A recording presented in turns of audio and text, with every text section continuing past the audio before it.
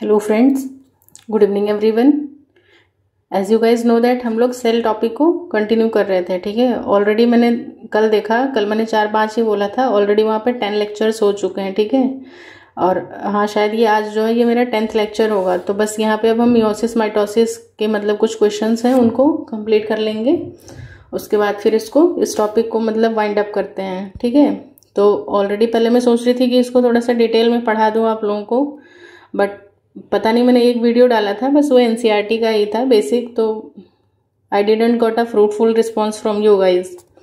सो मैं यही सोच रही हूँ कि हाँ चलो ठीक है, क्वेश्चन ही कर लेते हैं अपन। ठीक है, मैं भी शायद आप लोग ज़्यादा बिजी हो, इतना टाइम नहीं है आपके पास, या फिर आपने अच्छे से पढ़ा हुआ है, तो सिर्फ हम क्वेश्चंस को ही सॉल्व कर लेते हैं। ठीक है, so without wasting any more time let's start. तो आज का हमारा जो टॉपिक है वो क्या है, mitosis and meiosis cell division. ठीक है, अब क्या है क्या नहीं वो सारी चीज़ें यहाँ पे नहीं एक्सप्लेन करेंगे, यहाँ पे हम सीधे अपने क्वेश्चंस को कंटिन्यू करते हैं।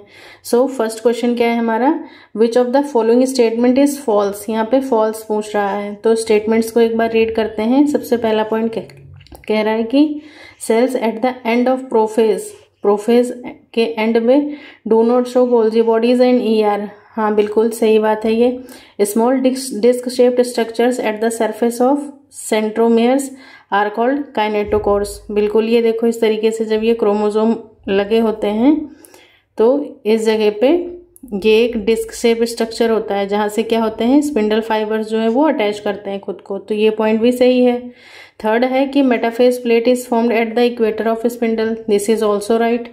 यहाँ पे कह रहा है कि chromosome splitting and separation of chromatid occurs at telophase. कह रहा है क्रोमोसोम स्प्लिटिंग, क्रोमोसोम का टूटना, और साथ ही सेपरेशन ऑफ क्रोमेटिड्स, मतलब कि ये देखो एक ये क्रोमोसोम था, अब इसका क्या है, सेम कलर ही यूज करती हूँ, इसका टूटना मतलब इस तरीके से अलग हो जाना, मतलब दोनों क्या करेंगे, अलग अलग पोल पे चले जाएंगे, ये इधर चला जाएगा ये इधर चला जाएगा। तो एक तरीके से कह सकते हैं कि सेपरेशन ऑफ सिस्टर क्रोमेटिड की बात की जा रही है। तो सेपरेशन ऑफ सिस्टर क्रोमेटिड कहाँ पे होता है, यहाँ पे मतलब जो फेज दे रहा है वो दे रहा है टीलोफेज। टीलोफेज जो कि क्या है, बिल्कुल ही गलत है। ठीक है, क्योंकि ये काम कहाँ पर होता है, ये काम होता है एनाफेज 2 में। इसीलिए एक बार इन क्वेश्चंस को करने से पहले आप लोग पहले इस टॉपिक को मतलब पढ़ के आइएगा। आपके जो भी नोट्स वगैरह हैं, जहाँ से भी आप पढ़ रहे हो उस जगह से आप इस चीज़ को एक बार फिर से पढ़ के आइएगा अच्छे से, तभी क्वेश्चंस आप यहाँ पे शॉर्ट आउट कर पाएंगे, वरना फिर प्रॉब्लम आ जाएगी। ठीक है, और बाकी जिनको नहीं पता है वो मैं बता दूं कि एनसीईआरटी के पेज नंबर 169 पे, ठीक है, पेज नंबर 169 पे ये दिया हुआ है, आप इसको जा करके वहाँ से कंसल्ट भी कर सकते हैं। तो हमारा जो आंसर निकल के आएगा वो आंसर हमारा क्या है, यहाँ पे D is the right answer. क्यों, क्योंकि यहाँ पे आंसर टीलोफेज नहीं होगा, एनाफेज 2 होगा। और ये क्वेश्चन ऑलरेडी अपने आप में बहुत ज़्यादा इंपॉर्टेंट है। क्यों, क्योंकि ये कब अभी पूछा गया था। ठीक है, आरपीएससी का है 2022 का। नेक्स्ट क्वेश्चन है क्वेश्चन नंबर 133। यहाँ पे देखो कह रहा है कि total number of mitochondria in a cell remains constant after division because. तो डिनेवोसिंथेसिस ऑफ माइटोकॉन्ड्रिया नहीं, फ्रेगमेंटेशन ऑफ माइटोकॉन्ड्रिया, कई टुकड़ों में टूट जाता है, ऐसा कुछ नहीं है। Mitochondria is also divide by fission into 2 parts. ठीक है, और ये एक तरीके से क्या है, बैक्टीरिया के साथ ये सिमिलरिटी बिहेव करता है। ठीक है, सेमी ऑटोनॉमस सेल ऑर्गेनल्स, तो आंसर डी होगा। Again this question is asked in RPSC PGT.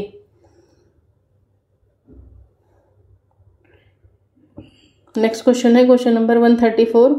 In prophase of meiosis, देखो प्रोफेज, वो भी प्रोफेज कौन सा है, प्रोफेज उसमें दो हो जाता है ना, मियोसिस 1 मियोसिस 2। तो प्रोफेज 1 ऑफ मियोसिस चियास्मेटा बनता है, क्यों बनता है, आर ड्यू टू, तो वहां पर क्रॉसिंग ओवर की वजह से चियास्मेटा का फॉर्मेशन होता है। Option B is the right answer. Again ये यूपी पीजीटी 2021 का क्वेश्चन है, अच्छा क्वेश्चन है। ये तो क्वेश्चन था कि चियास्मेटा मतलब बनता किसकी वजह से, तो क्रॉसिंग ओवर की वजह से बनता है। अगर मैं आपसे ये पूछूं, आप मुझे कमेंट सेक्शन में बताइएगा कि चियास्मेटा का फॉर्मेशन जो है वो किस स्टेज में होता है, प्रोफेज 1 की किस स्टेज में होता है, और उसका टर्मिनलाइजेशन भी बताइएगा कि किस स्टेज में होता है। इन दोनों क्वेश्चंस का आंसर आप मुझे कमेंट सेक्शन में मेंशन कीजिए। नेक्स्ट क्वेश्चन है क्वेश्चन नंबर 135। यहाँ पे general life cycle has the sequence, ये क्वेश्चन अभी आया था, टीजीटी का है, यूपी टीजीटी का 2021 वाला। तो इसमें देखो सबसे पहले तो बहुत कन्फ्यूज़न हुआ था उस टाइम पे बच्चों को। यहाँ पे देखो 2n है, मतलब डिप्लॉयड है। डिप्लॉयड में फिर क्या होता है, मियोसिस होता है। मियोसिस होने के बाद में क्या बन जाता है, वो हैप्लॉइड सेल बन जाता है ना, हैप्लॉइड सेल। फिर उसके बाद में एक पेरेंट का हैप्लॉइड सेल आ गया, दूसरे का हैप्लॉइड सेल आकर के दोनों का क्या हो जाता है, फर्टिलाइजेशन हो जाता है। और फर्टिलाइजेशन होने के बाद में वो फिर से कैसा बन जाता है, डिप्लॉयड ऑर्गेनिज्म बन जाता है। ठीक है, तो इसके अकॉर्डिंग जो आंसर है वो क्या होगा, यही B option is the right answer होगा।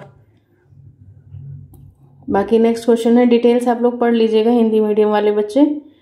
136 क्वेश्चन कह रहा है कि विच of the following does not happen in the prophase 1 of meiosis. Prophase 1 of meiosis में क्या क्या नहीं होता है, कंडेंसेशन ऑफ क्रोमोसोम्स होता है, पेयरिंग ऑफ होमोलोगस क्रोमोसोम्स भी होता है, चियाज़मेटा का भी फॉर्मेशन मतलब थोड़ा बहुत वहाँ पे स्टार्टिंग हो जाती है। बट अगर बात करते हैं सेग्रीगेशन की, तो सेग्रीगेशन जैसा वहाँ पर कुछ भी नहीं होता है। ठीक है, सेग्रीगेशन जो है वो 2 केसेस में होता है। एक तो होता है एनाफेज 1 में, वहाँ पर होमोलोगस क्रोमोसोम्स का सेग्रीगेशन होता है, और फिर एनाफेज 2 जो है वहाँ पर स्प्लिटिंग या सेग्रीगेशन ऑफ सिस्टर क्रोमैटिड्स का होता है। तो ये चीज़ ध्यान रखिएगा। बाकी ये वही है, लेप्टोटीन स्टेज दिया गया है, मतलब प्रोफेज 1 जो है वो फर्दर कितने 5 स्टेजेस होते हैं या 5 फेजेस होते हैं, जिसमें सबसे पहले आ जाता है लेप्टोटीन, जाइगोटीन, पैकेटीन, डिप्लोटीन और डाइकेनेसिस। जो प्रोफेज 1 ही जो है यही क्या है, मतलब कि लॉन्गेस्ट फेज होता है। इसमें भी जो पैकेटीन वाला होता है ये जो है ये क्या होता है, ये लॉन्गेस्ट माना जाता है। ठीक है, this is the longest stage of prophase. ये चीज़ भी इंपॉर्टेंट है, इसको भी नोट कर लीजिएगा, प्रोफेज।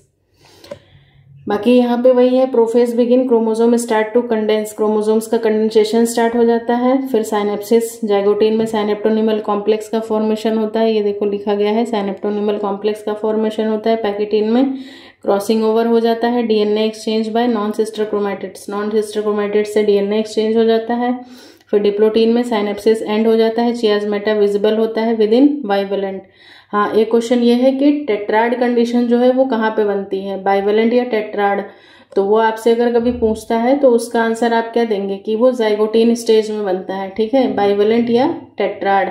लेकिन अगर आपसे क्वेश्चन पूछता है कि डायड ऑफ सेल्स कहाँ पे देखने को मिलता है, तो आपका आंसर होना चाहिए टेलोफेज 1 में। ठीक है, ये सारी चीज़ें इंपॉर्टेंट हैं। और बाकी जब प्रोफेज एंड होता है तो न्यूक्लियर मेम्ब्रेन जो है वो डिसइंटीग्रेट हो जाती है, एंड सो ऑन। बाकी नेक्स्ट है 137 क्वेश्चन, कैंसर इज, तो कैंसर क्या है, अनकंट्रोल्ड माइटोसिस ही होगा, क्योंकि मियोसिस तो किस में होता है, जर्म सेल्स में होता है, और ये सोमैटिक सेल्स में होता है। तो ए ऑप्शन हो जाएगा, यूके का है ये। नेक्स्ट है 138 क्वेश्चन कह रहा है कि programmed cell death, programme cell death को किस नाम से जानते हैं, तो सभी को पता है वो क्या कहलाता है, एपोप्टोसिस कहलाता है। नेक्स्ट है क्वेश्चन नंबर 139, पूछ रहा है कि माइटोसिस प्रोमोटिंग फैक्टर हैज़ 2 की सब units, one is catalytic and the other is regulatory, which one of the following is the regulatory सब यूनिट, क्या है। तो देखते हैं माइटोसिस पर प्रोमोटिंग फैक्टर में क्या 2 सब यूनिट्स आती हैं। तो यहाँ पे देखो एक सीडीके होता है, साइक्लिन होता है, डाइनिन होता है और डाइनेक्टिन होता है। तो यहाँ पे जो आंसर होगा वो होगा साइक्लिन। ठीक है, ये इंपॉर्टेंट है और ये अच्छा क्वेश्चन है, ये 2020 मेंस का है, यूके का, यूके पीएससी लेक्चरर का। नेक्स्ट है 140 question, a molecular alteration in chromosome that generally accompanies chromosomes condensation during mitosis is. तो यहाँ पे जो आंसर है वो है फॉस्फोराइलेशन ऑफ हिस्टोन H1। अब इसको ऐसे ही पढ़ लो, बहुत डिटेल में नहीं जाएंगे क्या चीज़ है ये सब। नेक्स्ट है क्वेश्चन नंबर 141।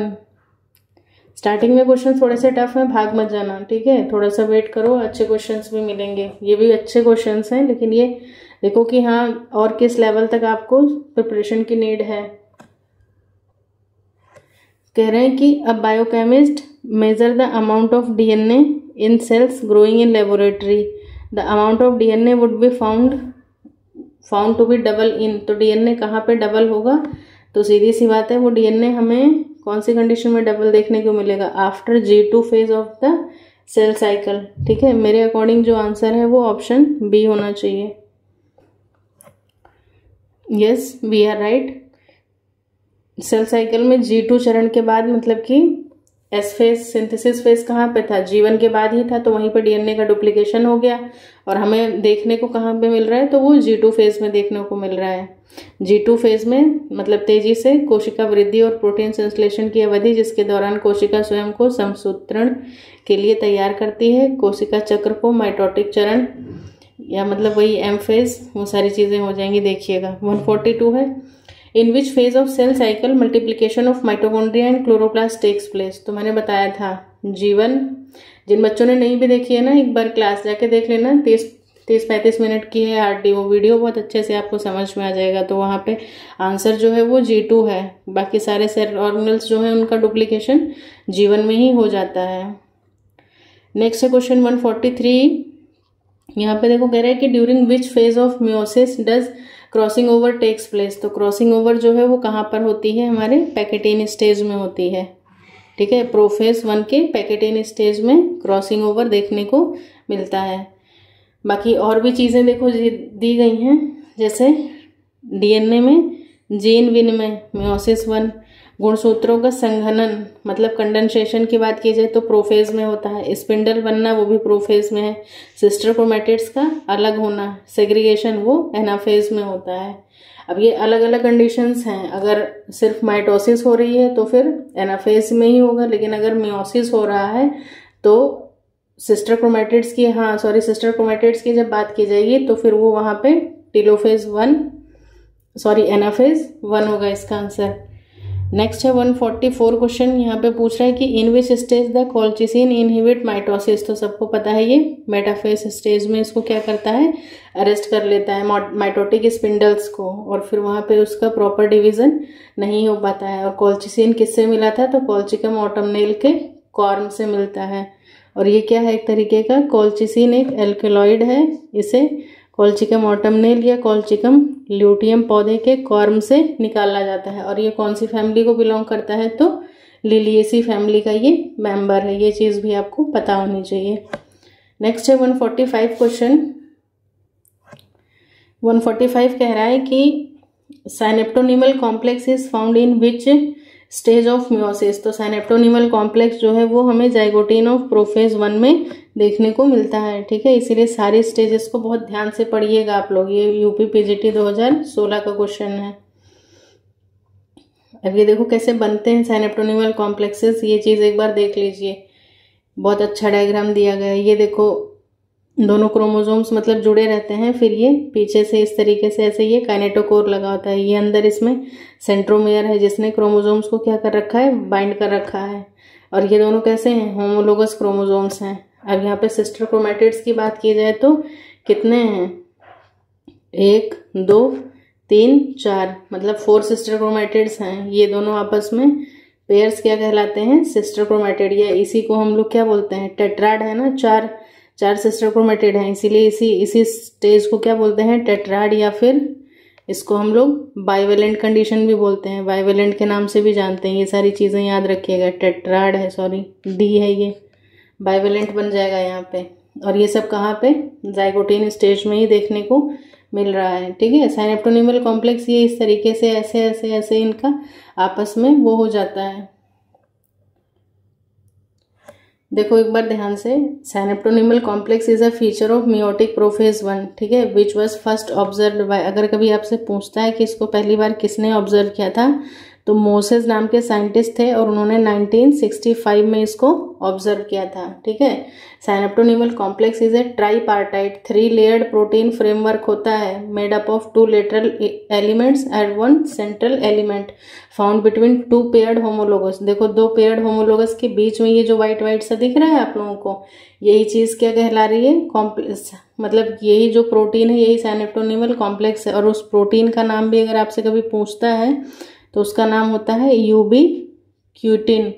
ठीक है, ये प्रोटीन होता है। इस कैरेक्टरिस्टिक प्रोटीन फॉर्मिंग साइनेप्टोनिमल कॉम्प्लेक्स, मतलब यही प्रोटीन है जो क्या बना रहा है? साइनेप्टोनिमल कॉम्प्लेक्स का फॉर्मेशन कर रहा है। Synaptonemal complex appears in zygotene, zygotene में बनता है। Persist in pachytene, pachytene stage में रहता है। या आप ये भी कह सकते हैं कि ज़्यादा क्लियरली अगर देखने की बात करें तो पैकेटीन स्टेज में ज़्यादा क्लियर दिखता है और डिसअपियर हो जाता है डिप्लोटीन में। ठीक है, तो ये सारी कुछ इन्फॉर्मेशंस थी अबाउट द साइनेप्टोनीमल कॉम्प्लेक्स, इसको नोट कर लीजिएगा।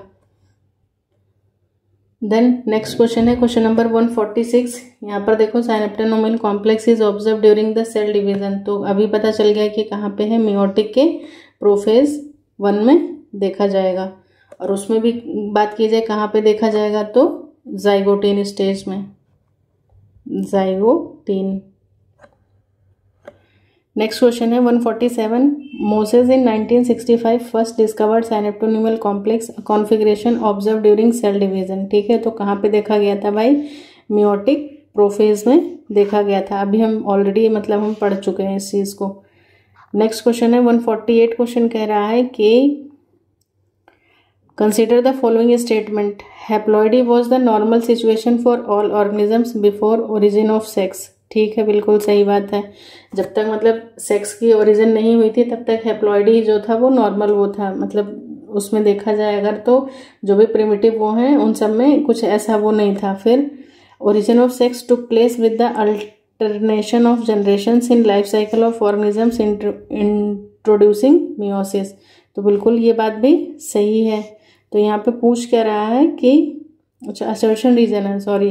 तो यहाँ पे both A and R are true और आर जो है वो इसका करेक्ट वो है, आंसर क्या है, ए है। हाँ, उसके बाद में अगला क्वेश्चन है 149। कह रहा है कि in humans during cell cycle G one phase last for.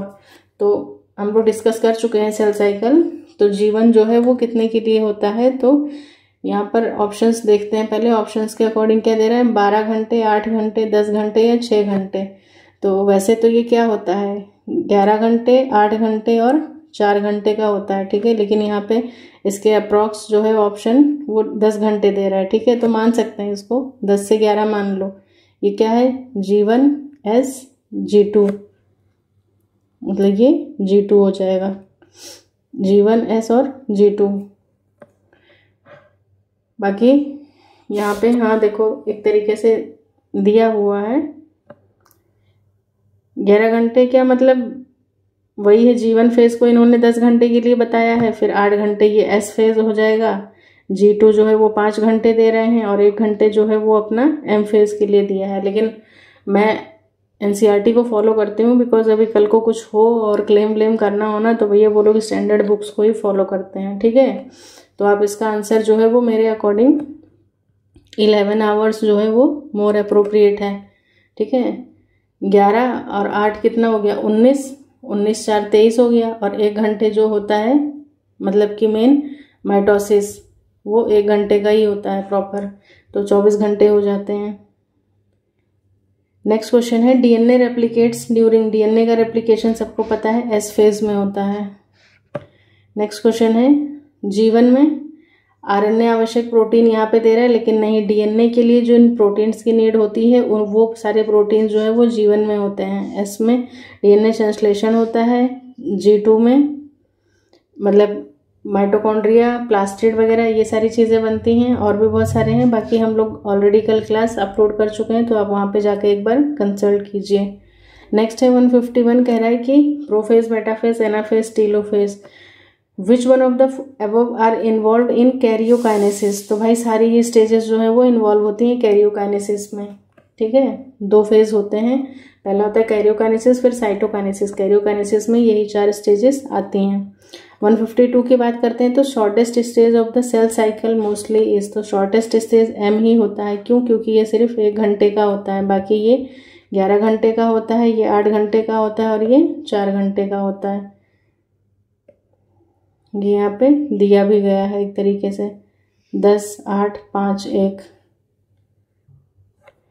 Next question है mitosis and meiosis always differ in regard to the presence of. तो माइटोसिस मियोसिस मतलब एक दूसरे से किस तरीके से मतलब भिन्न है, तो बाइवेलेंट, सेंट्रोमियर सारी चीज़ें हैं। हाँ, बाइवेलेंट जो है वो सिर्फ और सिर्फ मियोसिस में ही होगा। ठीक है, क्योंकि अगर क्रोमेटिड की बात करें तो माइटोसिस में भी जो क्रोमोसोम है वहाँ पर भी क्रोमेटिड्स आपको देखने को मिलेंगे ही मिलेंगे। तो ये क्वेश्चन अच्छा था मेरे अकॉर्डिंग, गुड क्वेश्चन। नेक्स्ट है 154, crossing over occurs in, crossing over कहाँ पर होती है? तो मियोटिक फेज में ही होती है, माइटोसिस में तो होता नहीं है, बी हो जाएगा। नेक्स्ट है 155, meiosis takes place in, meiosis कहाँ पर होता है? तो ऑलरेडी हम लोग बात कर चुके हैं कि germ cells of the haploid individuals, germ cells में मियोसिस होगा और सोमैटिक सेल्स में क्या होता है? माइटोसिस होता है, माइटोसिस। नेक्स्ट क्वेश्चन है क्वेश्चन नंबर 156, कह रहा है कि the repair of cell division in the damage tissue is called, तो उसको हम लोग बोलते हैं एपिमॉर्फोसिस रीजनरेशन। ये क्वेश्चन भी अच्छा क्वेश्चन है। इसमें देखो मतलब एक शंकु के आकार की संरचना का निर्माण होता है जिसे ब्लास्टोमा कहते हैं। ये विभाजित होकर नए टिश्यूज या ऑर्गन्स को मतलब जन्म देता है, ठीक है।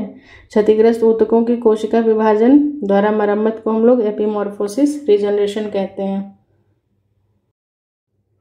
नेक्स्ट क्वेश्चन है germ cells formation in vertebrate gonads. जब गोनैड्स की बात की जा रही है मतलब कि जर्म सेल्स की बात की जा रही है, तो ये कहाँ पर होगा? मियोसिस की कंडीशन में होता है। Option B will be the right answer. अब यहाँ पे देखो क्वेश्चन नंबर 158 कह रहा है कि 4 chromatids are formed during meiotic. Meiotic के टाइम में मतलब जो 4 क्रोमैटिड्स बनते हैं वो हमें कहाँ पर देखने को मिलते हैं? तो मेरे अकॉर्डिंग इसका आंसर जो होगा वो होगा जाइगोटीन, क्योंकि जाइगोटीन में ही जो है वो ये क्रोमैटिड्स बन जाते हैं।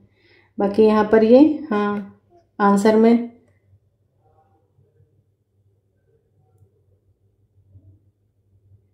जाइगोटीन पैकेटीन, जाइगोटीन में ही होगा मेरे अकॉर्डिंग। बाकी आप लोग देखना एक बार, यह जाइगोटीन चरण से पहले होता है जहाँ समजात गुणसूत्रों का युग्मन होता है, क्योंकि देखो साइनेप्टोनिमल जब कॉम्प्लेक्स बनता है तभी वहाँ पर पेयरिंग होती ही है, ठीक है। तो मेरे अकॉर्डिंग तो आंसर यही होना चाहिए। बाकी आप लोग कमेंट करके बताना कि क्या ये सही है या गलत है। 159 क्वेश्चन कह रहा है कि the function of centromere, centromere का काम ही क्या होता है? तो मूवमेंट ऑफ क्रोमोसोम्स की मूवमेंट को करवाता है। Option B is the right answer. Next है reduction in chromosome occurs in, तो रिडक्शन कौन सी कंडीशन में होगा? तो एनाफेज के टाइम में, जब वहाँ पे सेपरेट होकर के अपोजिट पोल पे जाने लगते हैं। नेक्स्ट क्वेश्चन है 161 question, during meiosis chiasma are observed at Pachytene stage. Presence of one chiasma reduces the possibility of another occurring in near vicinity. This phenomenon is called as, तो इसको हम लोग coupling repulsion नहीं, position defect नहीं, since trans नहीं, इसको हम लोग इंटरफेरेंस कहेंगे, हस्तक्षेप कहेंगे। क्यों? क्योंकि जब ऑलरेडी एक बार वहाँ पर मतलब पेयरिंग है, मतलब एक पोजीशन पे जब इस तरीके से ऐसे एक पोजीशन पे जब इस तरीके से ऐसे कियास्मेटा बन जाता है तो फिर अब दूसरे बनने की वहाँ पे प्रोबेबिलिटी नहीं बचती है। नेक्स्ट है 162, kinetochores assemble on each chromosome during, तो वो कहाँ पे आते हैं? वो अर्ली प्रोफेस में आ जाते हैं। ये भी क्वेश्चन अच्छा क्वेश्चन है। नेक्स्ट है 163 क्वेश्चन क्या पूछ रहा है कि in meiotic division pairing of homologous chromosomes, तो पेयरिंग जो है वो कहाँ पर हो जाती है? तो जाइगोटीन स्टेज में ही पेयरिंग होती है, ठीक है। जाइगोटीन में ही क्या हो जाती है? पेयरिंग हो जाती है। बाकी ये हिंदी में दिया हुआ है, हिंदी मीडियम वाले स्टूडेंट्स इसको देख सकते हो आप लोग। नेक्स्ट है 164, in which stage of mitotic cell division chromosome lose their identity, तो वो कंडीशन कहाँ पर? टेलोफेज में, क्योंकि बात किसकी हो रही है यहाँ पे? माइटोसिस की हो रही है। माइटोसिस में जाकर के ये लास्ट वाले स्टेज में जो क्रोमोसोम्स होते हैं वो अपनी आइडेंटिटी को लूज करके फिर से एंटेंगल्ड हो जाते हैं और वहाँ पे सारे प्रोसेस होता है। 165 है chromosomal karyotype is prepared eight which of these phases, तो सबको पता है कि मेटाफेज स्टेज पर ही ये सब चीज़ें बहुत अच्छे से विजिबल होती हैं, इक्वेटोरियल प्लेट पे होती हैं, तो वहाँ पे सब कुछ ईजिली हो सकता है। बाकी यहाँ पे देखो दिया हुआ है बेंडेन 1887 और बोवेरी 1888 ने सिद्ध किया कि गुणसूत्रों की कुल संख्या तथा उनके माप, आकृति, रासायनिक संयोजन आदि स्थायी जातीय लक्षण होते हैं, अर्थात प्रत्येक जीव जाति में अन्य जातियों के गुणसूत्र समूहों से भिन्न अपना गुणसूत्र समूह होता है, जिसे जाति का गुणसूत्र प्रारूप अर्थात कैरियोटाइप कहते हैं। इसका मतलब है कि किसी एक जीव के सारे सदस्यों की सारी दैहिक कोशिकाओं में समान गुणसूत्र प्रारूप होते हैं। नेक्स्ट क्वेश्चन नंबर 166 कह रहा है कि मियोसिस अकर्स इन, मियोसिस किस में होता है, तो जर्म सेल्स में होता है, माइटोसिस सोमेटिक सेल्स में होता है। और सबसे पहले अगर खोजने की बात की जाए तो फॉर्मर एंड मूरे सर ने इसको दिया था 1905 में, ठीक है, मियोसिस की खोज की थी। और ये क्या है, मतलब occurs only in reproductive cells, या फिर सिर्फ जर्म सेल्स में ही होती है, ओनली अकर इन डिप्लॉयड सेल्स में होती है। और जो सेल्स जो है परफॉर्म करती हैं मियोसिस, उनको हम लोग मियोसाइट्स कहते हैं, यानी कि, और यहाँ पर मैंने बताया था कल वाली वीडियो में कि 1 राउंड रेप्लिकेशन और 2 राउंड सेग्रीगेशन होता है। 2 राउंड सेग्रीगेशन का मतलब एक बार सेग्रीगेशन एनाफेज 1 में होता है, वहाँ पर सेग्रीगेशन ऑफ होमोलोगस क्रोमोसोम्स का होता है, और जब दूसरी बार सेग्रीगेशन होता है तो वो एनाफेज 2 में होता है, वहाँ सेग्रीगेशन ऑफ क्रोमैटिड्स होता है। तो इस बात को ध्यान रखिएगा, इसीलिए इसको रिडक्शनल डिवीजन कहते हैं। और बाकी यहाँ पे क्रोमोसोम नंबर जो है वो बिकम हाफ हो जाते हैं। ये सारी चीज़ें थी। अब नेक्स्ट है 167 क्वेश्चन पूछ रहा है कि in which stage of meiosis does synapsis, तो साइनेप्सिस कहाँ पे हो रही है, जाइगोटीन में हो रही है। स्टेजेस ही सारी इंपॉर्टेंट है प्रोफेज 1 की, उसको एक बार आप पढ़ लो, बस सारे क्वेश्चंस वहीं से आपके सॉल्व हो जाएंगे। बाकी ये देखो यहाँ पर दे ही रखा है कि लेप्टोटीन, जाइगोटीन, पैकेटीन, डिप्लोटीन, ठीक है, इन सब में कुछ कुछ स्पेशल फीचर्स हैं, वो सारे आप एक बार ज़रूर देख लेना। जैसे देखो लेप्टोटीन की अगर बात करते हैं तो इसमें स्पेशल फीचर यही होता है कि यहाँ पर क्या होता है, कंडेंसेशन ऑफ क्रोमेटिन, यहाँ पर जो क्रोमेटिन होता है, क्रोमेटिन थ्रेड, उसका कंडेंसेशन स्टार्ट हो जाता है। और बाकी यहाँ पर क्रोमेटिन, जो सारे क्रोमेटिन है वो अपने आप को एक पर्टिकुलर पॉइंट से, न्यूक्लियस के किसी एक साइड पे एक पर्टिकुलर पॉइंट से अटैच कर लेता है, और यहाँ पे इस तरीके से ये ऐसे स्टेज बना लेते हैं, मतलब अपने आप को कंडेंस करने के लिए। और इसी स्टेज को बुके स्टेज भी बोलते हैं। तो कई बार अगर क्वेश्चन पूछता है कि बुके स्टेज किस स्टेज में आपको विजिबल होता है, तो लेप्टोटीन में होता है।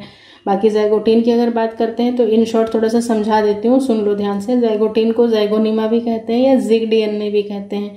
यहाँ पे 0.3 से 0.4% डीएनए का रेप्लिकेशन होता है इस स्टेज में, ठीक है, जाइगोटीन स्टेज में। वैसे तो कहाँ पे हुआ था, एस फेज में हो गया था, लेकिन 100% नहीं होता है, ठीक है, 0.3 से 0.4% जो है वो यहाँ पे होता है। बाकी पेयरिंग ऑफ होमोलोगस क्रोमोसोम्स या साइनेप्सिस जो बात करते हैं वो भी यहीं पे होती है, जाइगोटीन में।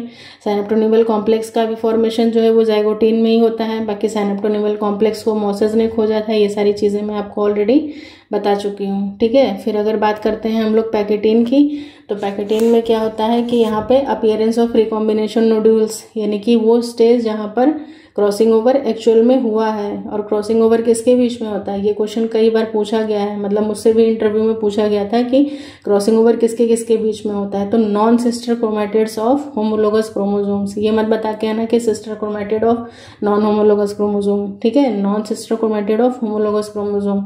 और क्रॉसिंग ओवर का होना इसलिए ज़रूरी है क्योंकि इसी प्रोसेस से क्या होता है, exchange of genetic material between the 2 homologous chromosomes होता है। Crossing over is also an enzyme mediated process. हाँ, अगर आपसे कभी ये पूछता है कि एंजाइम मीडिएटेड प्रोसेस कौन सा होता है, तो आप क्या बताओगे, वो पैकेटीन में होता है।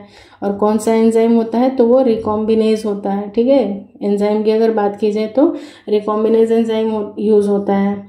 और बाकी बस ये सारी चीज़ें आ जाती हैं। फिर डिप्लोटीन की बात करते हैं, तो डिप्लोटीन को यहाँ पे स्पेशल फीचर है, यहाँ पर dissolution of synaptonemal complex, dissolution of synaptonemal complex होता है यहाँ पर, डिसोल्यूशन ऑफ SC। और चियास्मेटा का फॉर्मेशन भी मतलब यहीं पे हमें देखने को मिलता है, एक्स शेप, एक्स मैं भी क्या बोल रहा हूँ, एक्स शेप का जो बनता है स्ट्रक्चर, उसको चियास्मेटा बोलते हैं। और कुछ oocytes वगैरह होते हैं जैसे कुछ वर्टिब्रेट्स के, वो मतलब ये स्टेज जो है वो काफ़ी टाइम तक मतलब उसमें रह जाती है, लास्ट फॉर मंथ और मे बी ईयर। और डाइकाइनेसिस की बात करते हैं तो डाइकाइनेसिस में टर्मिनलाइजेशन ऑफ चियास्मेटा वगैरह देखने को मिलता है। तो ये सारी चीज़ें हो जाती हैं। फिर है नेक्स्ट है 168, in which stage does centromere divide into 2। तो सेंट्रोमियर जो है वो यहाँ पे एनाफेज 1 में डिवाइड होगा, लेकिन ये कब, माइटोसिस के केस में होगा ये। अगर इसी जगह पे मियोसिस दिया होता तो आपको आंसर क्या लगाना होगा, वहाँ पर मियोसिस में एनाफेज 2 लगा के आओगे, ठीक है। नेक्स्ट क्वेश्चन है क्वेश्चन नंबर 169, यहाँ पे पूछ रहा है कि during mitosis nuclear membrane disappears, तो न्यूक्लियर मेम्ब्रेन जो है वो लेट प्रोफेज में डिसअपियर होती है। कल वाली क्लास जाके देखिएगा आप लोग, बहुत ज़्यादा बेनिफिशियल रहेगी आप सभी के लिए, एक बार बिलीव करके देखो मुझ पर। नेक्स्ट है क्वेश्चन नंबर 170। यहाँ पे पूछ रहा है कि during the process of mitosis, mitosis के टाइम में 2 identical daughter cells are formed. ठीक है, ए ऑप्शन हो जाएगा यहाँ पे सीधे सीधे। नेक्स्ट क्वेश्चन है, डिटेल देख लेना जिसको ज़रूरत होगी। Chromosome can be counted at, तो सबको पता है वो मेटाफेजिक प्लेट पे आते हैं तभी उनको इजीली आप काउंट कर सकते हो। बाकी इंटरफेस में ये कंडीशन रहती है, डीएनए कॉपीड हो गया, क्रोमोसोम की पेयरिंग हो जाती है प्रोफेज में, मेटाफेज में ये देखो ऐसे इक्वेटर पे आ जाते हैं, इक्वेटोरियल प्लेट पे। एनाफेज में फिर ये सिस्टर क्रोमेटिड्स अलग अलग हो जाते हैं और टीलोफेज में 2 अलग अलग सेल बन जाते हैं। फाइनली 2 डॉटर सेल्स हमें देखने को मिलती हैं। नेक्स्ट क्वेश्चन है क्वेश्चन नंबर 172। ये देखो क्या पूछ रहा है कि meiosis and mitosis are unlike each other. Unlike बोल रहा है मतलब कि एक दूसरे से किस तरीके से अलग है। ठीक है, homologous chromosome pair and exchange of parts, chromosome बिल्कुल होता है, मियोसिस में होता है, मतलब माइटोसिस में एक्सचेंज वगैरह होता है, ये सारी चीज़ें होती हैं। क्रोमोसोम नंबर हाफ हो जाता है मियोसिस में। 4 न्यूक्लियाई या 4 डॉटर सेल्स जो बनते हैं आर नॉट आइडेंटिकल, मतलब यहाँ पे चेंजेस हो जाते हैं ना, क्योंकि मतलब जेनेटिक एक्सचेंज हो जाता है। तो मेरे अकॉर्डिंग ऑल आर करेक्ट, ये सारे रीजन जो है वो पॉसिबल हैं उसके लिए।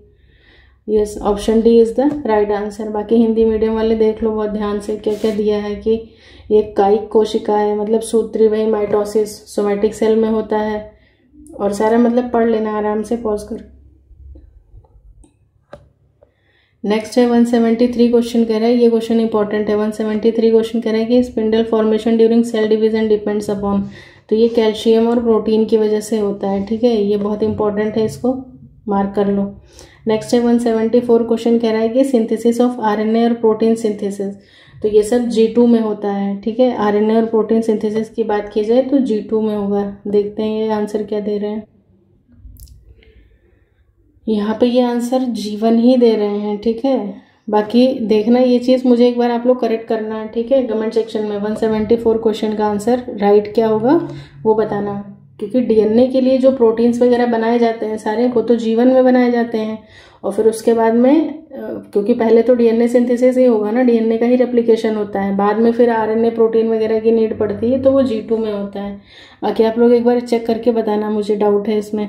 174 है DNA polymerase is highly active during, तो वो कहाँ पे एक्टिव होता है, तो एस फेज में होता है, क्योंकि वहीं पे डीएनए का डुप्लीकेशन होना होता है। नेक्स्ट है 176, वही स्टेजेस के बारे में पूछ लिया है, तो लेप्टोटीन, जाइगोटीन, पैकेटीन, डिप्लोटीन और डाइकाइनेसिस ये हो जाएगा। तो यहाँ पे देखो लेप्टोटीन सबसे पहले बी, फिर जाइगोटीन है नहीं, फिर उसके बाद में आ जाता है बी के बाद में डी, डिप्लोटीन आ जाएगा, मतलब पैकेटीन हो गया, लेप्टोटीन, पैकेटीन, डिप्लोटीन और डाइकाइनेसिस, BDAC, बी ऑप्शन सही हो जाएगा। नेक्स्ट है ये देखो यहाँ पे थोड़ा थोड़ा दिया हुआ है। हाँ, ये शॉर्ट्स इस तरीके से आप क्वेश्चंस को इनको फ्रेम कर लो। जाइगोटीन में साइनेप्टोनिमल, पैकेटीन में क्रॉसिंग ओवर, डिप्लोटीन में चियाज़मेटा और डाइकाइनेसिस में मतलब वो सारा और डिसोल्यूशन ऑफ चियाज़मेटा या साइनेप्टोनिमल कॉम्प्लेक्स भी यहाँ पे हो जाता है। ठीक है, टर्मिलाइजेशन ऑफ चियाज़मेटा डाइकाइनेसिस में होता है, इंपॉर्टेंट है, मार्क कर लो। 177 है इन मियोटिक प्रोफेज 1 देयर आर 5 सब स्टेजेस। अब वही सारे सब स्टेजेस हैं, उसको आपको फिर से अरेंज करना है। तो सबसे पहले लेप्टोटीन, जाइगोटीन, फिर पैकेटीन, देन डिप्लोटीन और लास्ट वाला क्या हो जाएगा, डाइकाइनेसिस हो जाएगा। 5 to 1 3 4, 5 to 1 3 4, D option right है। 178 में देखो क्या पूछा है, नवोदय का क्वेश्चन है कि the regular sequence of cell cycle, सबको पता है G1S, G2 और M हो जाएगा। आप तो सभी अच्छे बच्चे हो। नेक्स्ट है चियाज़मेटा आर फर्स्ट सीन इन, तो चियाज़मेटा जो है वो पहली बार कहाँ पे देखा गया था, तो अपीयरेंस ऑफ चियाज़मेटा, तो आंसर क्या है हमारा, डिप्लोटीन में ही चियाज़मेटा। एक बताया था ना एक्स शेप्ड स्ट्रक्चर बनता है, ठीक है, वो कहाँ पे बनता है, तो वो चियाज़मेटा में बनता है, इसको याद रखिएगा, एक शेप्ड स्ट्रक्चर है। नेक्स्ट क्वेश्चन पे चलते हैं। अगला है 2-3 ही इसमें इंपॉर्टेंट है, जैसे पैकेटीन में क्रॉसिंग ओवर हो जा रहा है, डिप्लोटीन में चियाज़मेटा बनता है, डाइकाइनेसिस में उसका टर्मिनलाइजेशन यानी कि ख़त्म हो जाता है। इस चीज़ को मार्क कर लेना, टर्मिनलाइजेशन मतलब ख़त्म होना चियाज़मेटा का, वो कहाँ पे होता है, किस कंडीशन में, तो वो डाइकाइनेसिस में हो जाएगा। 180 है, विच of the following does not happen in the prophase 1 of meiosis.